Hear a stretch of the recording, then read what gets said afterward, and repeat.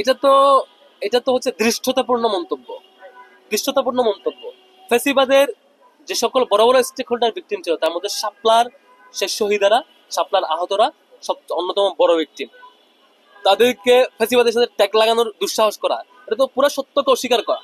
বরং যারা সে হত্যাকাণ্ডকে এনজয় করেছিল, হত্যাকাণ্ড বৈধতা দিয়েছিল, তারাই তো আওয়ামী লীগকে ফ্যাসিবাদ বানাইছে।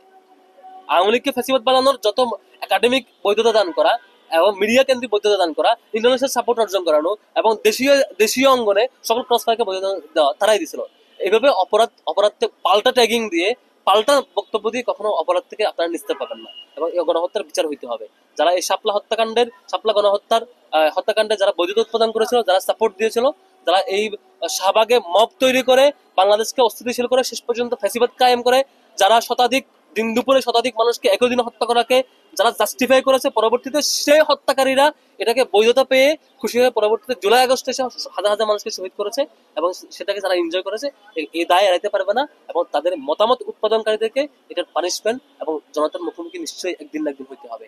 এখান থেকে তারা কখনোই পার পাবে না, অপরাধ করে পার পাবে না। এখন এগুলো বলে আসলে বাংলাদেশের জনগণকে জনগণ থেকে স্মৃতি থেকে উঠে আসবেন, এটা পারবেন না। মানুষ ভুলে নাই। এই যে খালেদা জিয়াকে ভিকটিম বানানোর পিছনে কারা মেন স্টেক হোল্ডার ছিল, কারা এই বয়ান ন্যারেটিভ তারা করেছে, কারা 28 অক্টোবর আওয়ামী লীগকে এম্পাওয়ার করে লগি বইটা দিয়ে দিন দুপুরে হামলা করে, সেই বাপ্পাদিত্য বসু ছাত্র ইউনিয়নের নেতা, সেই তো লগি বইটা দিয়ে পিটিয়ে হত্যা করে তার উপরে দিন দুপুরে নৃত্য করেছে। এই হত্যাকাণ্ড দিন দুপুরে লাশের উপর নৃত্য করে, এগুলো কারা করেছে? নিশ্চয়ই ওনার বিচার হবে, নিশ্চয়ই হবে। আপনারা দেখেছেন 7ই মার্চের শেখ মুজিবকে 15 আগস্টের শেখ মুজিবের রূপান্তর করছিল কারা? জনবিচ্ছিন্নতা রূপ নিয়েছিল কারা? এই নির্দিষ্ট একটা চক্রই, যারা বাকশাল কায়েম করে বাংলাদেশ অস্থিতিশীল করছে, যারা এই আওয়ামী লীগের ভর করে এই ফ্যাসিবাদ কায়েম করে আওয়ামী লীগের চূড়ান্ত রূপ তারা দেশ ছাড়া করেছে কারা? একটা গ্রুপেই। তারা আজকে যদি বিএনপি ছাত্রদল বা কারো উপর ভর করে নতুন পয়েন্ট নির্মাণ করতে চায়, তারা তো নিজেরা ডুববে, অন্যদেরকে ডুবাবে। আমাদের ক্লিয়ার বক্তব্য, আমরা আসলে নাম্বার 1 হচ্ছে 71 বাংলাদেশের সবার অর্জন, একটা গৌরবোজ্জ্বল অধ্যায়, এই অঞ্চলের মানুষের অর্জন, আমাদের গৌরবোজ্জ্বল অধ্যায়। এটাকে যদি কেউ মুদিবাদী প্রজেক্টের আওতায় নিয়ে এসে মুজিববাদী স্টাইলে বা হাসিনাবাদী বয়ানে যদি কেউ হাজির করতে চাই, আমরা এটা মানবো না।